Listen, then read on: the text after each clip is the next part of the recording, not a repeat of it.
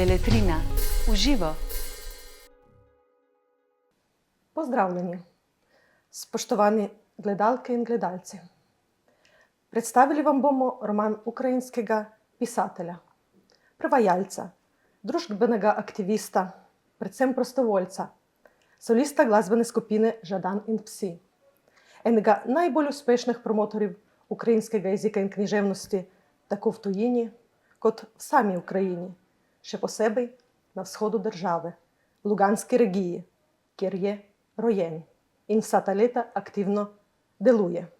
Govorim o romanu Internat. V čast mi je, da mi pri tem bo pomagal lepši del prevajalskega tandema Ljubej, in sicer gospa Janja Volmajer Ljubej. Pozdravljena. Lepo pozdravljeni. Absolutno ne moram mimo vprašanja, prevod Internata še vedno je bil izziv ali že rutina? Hvala lepa za zanimivo vprašanje.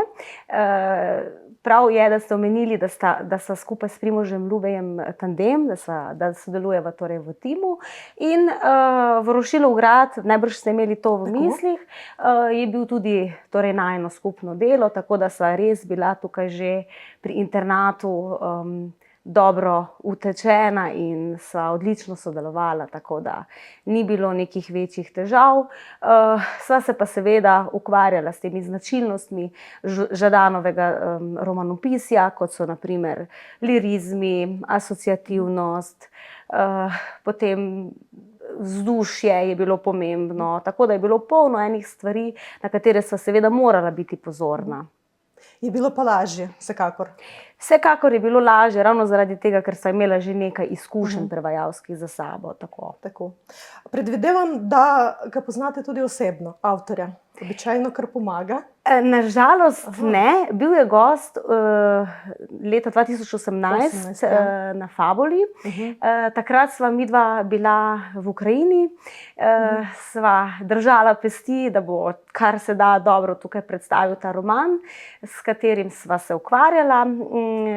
Vendar sva pa prejela njegov podpis, to pa je bilo tako zelo lepo in sva bila seveda zelo vesela. Tako da to pa nažalost še ne.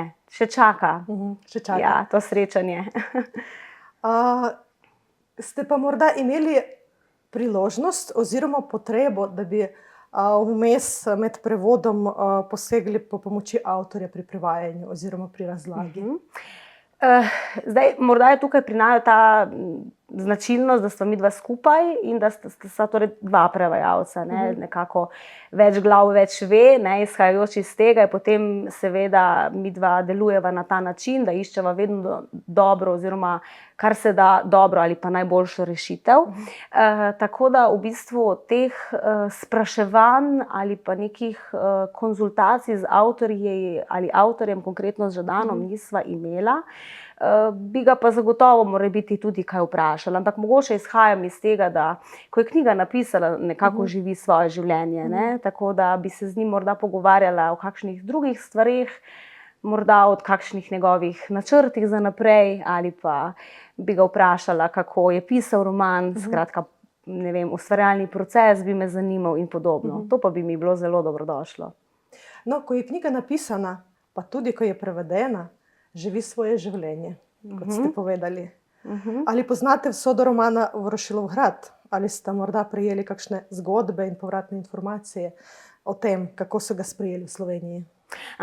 V Sloveniji je bil dobro sprejet, s tem sem se tudi ukvarjala, tudi z drugimi romani, na primer z romani Jurija Andruhoviča, Andrija Ljubke in seveda tudi z Žadanovim romanopisjem oziroma z Žadanovim Vorušilov gradom. In kritike so vselej bile odlične pravzaprav.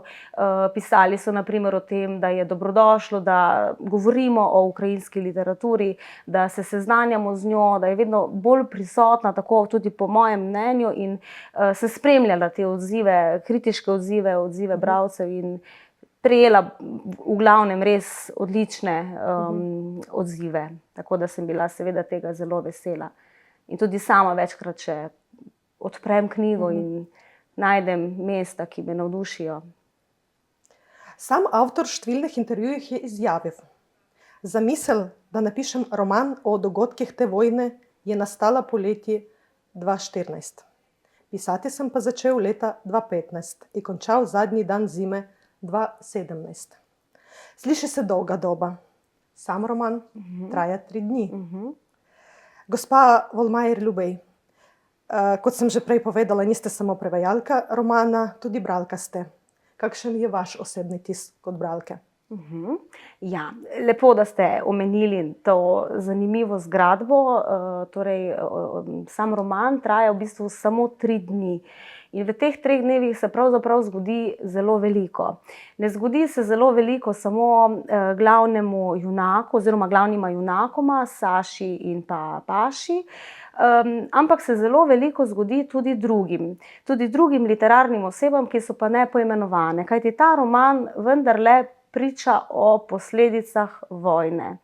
O posledicah vojne oziroma o vojni, ki zareže v človeka, v družbo, v posameznika in v skupnost. In je roman, ki vendarle temelji na vzdušju. Vzdušje je grozljivo, brezizhodno.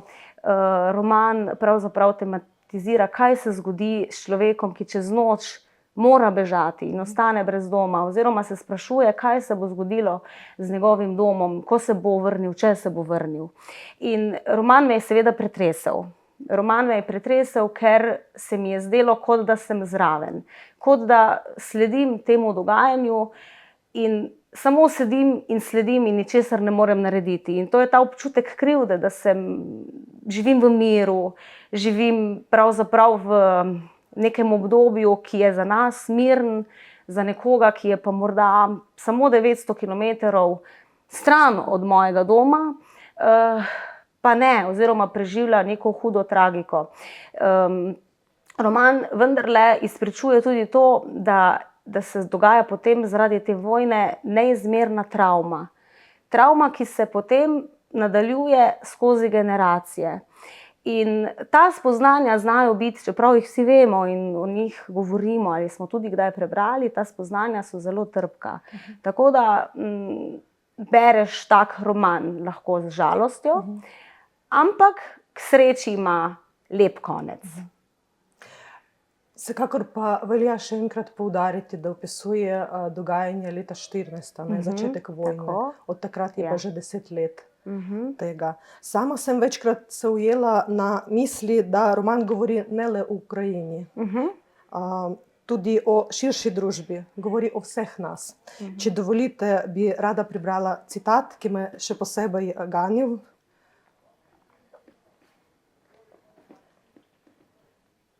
Давно слід було визначитися, з якого ви боку.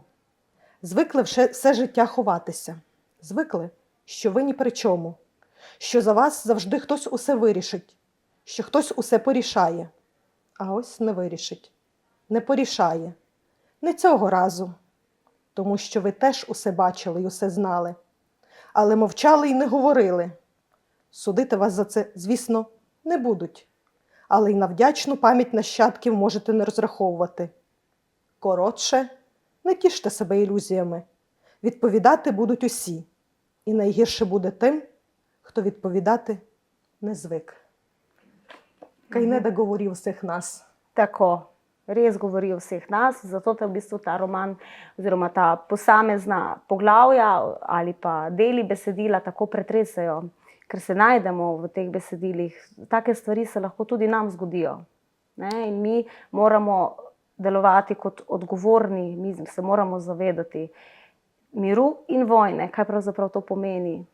Biti v tem zgodovinskem času, ki dela neke spremembe oziroma dogajajo se stvari, ki so se že dogajale, pa se nismo čisto nič naučili. Zgodovina se vedno ponavlja. Tako, samo drugi ljudje so z drugačnimi oziroma vendarle zelo podobnimi usodami. Tako da se strinjam, kar ste predhodno povedali, da bi ta roman lahko pravzaprav ne izpričuje samo ukrajinskega dogajanja trenutnega, ampak tudi iz drugih vojnih žarišč.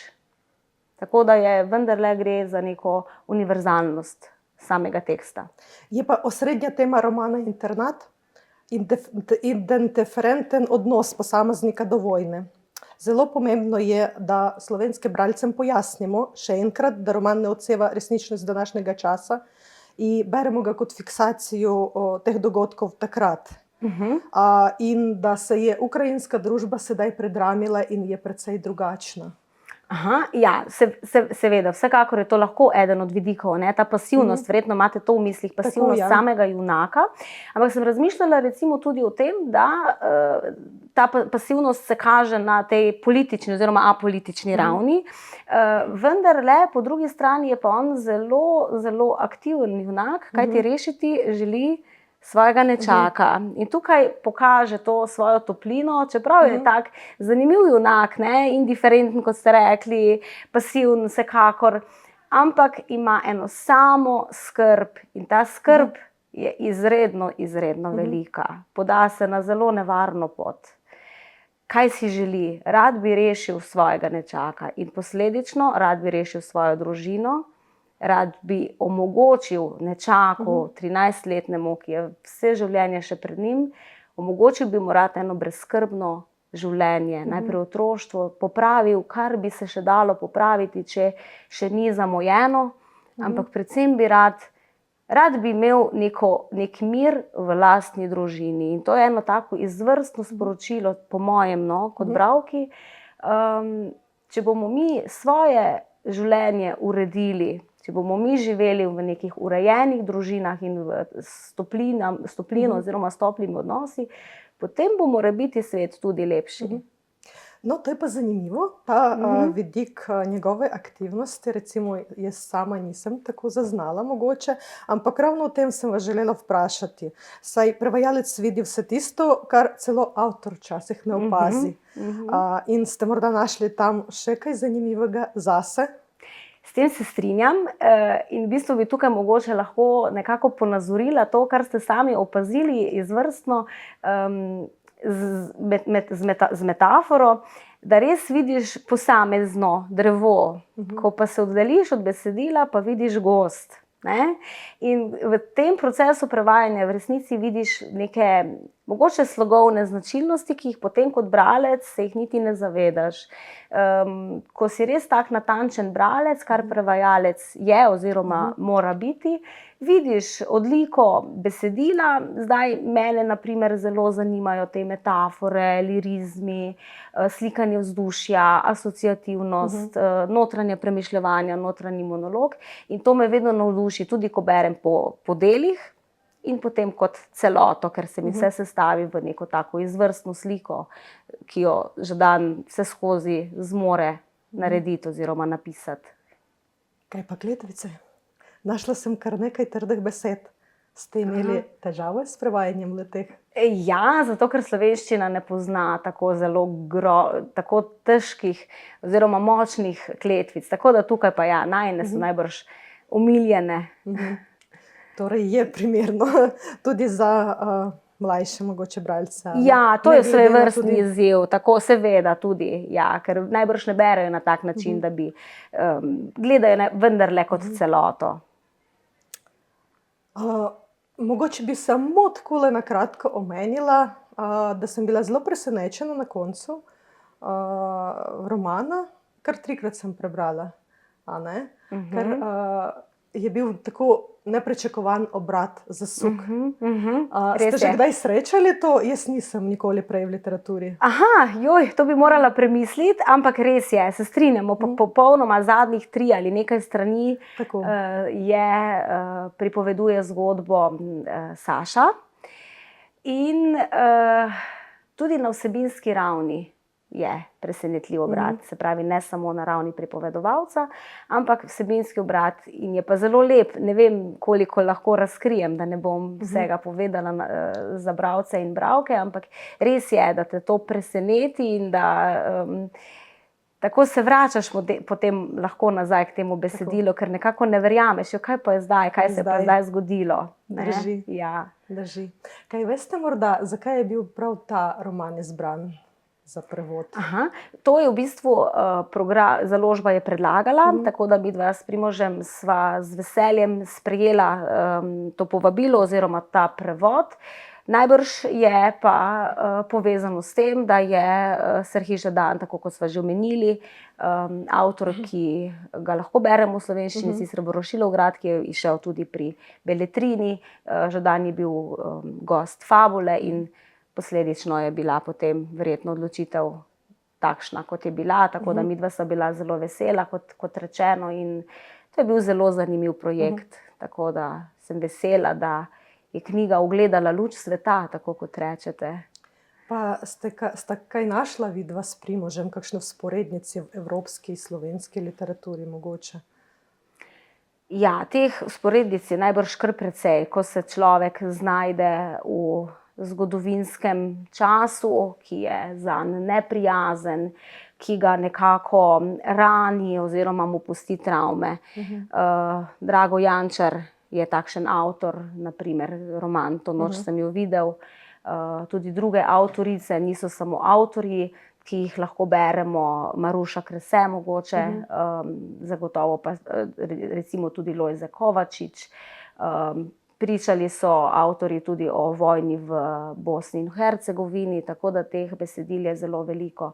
Mogoče bi samo še tukaj omenila, ker govoriva o ukrajinski literaturi, da so se številni avtorji, ki so meni zelo všeč, ki so meni zelo ljubi, se odzvali na trenutno dogajanje, bodisi z nekimi kolumnami oziroma zapisi, krajšimi zapisi, ali pa z dnevniki, z dnevniškimi zapisi. V mislih imam naprimer Sofijo Druhovič, Oksano Zabuško, ki je tudi bila na lanski Fabuli.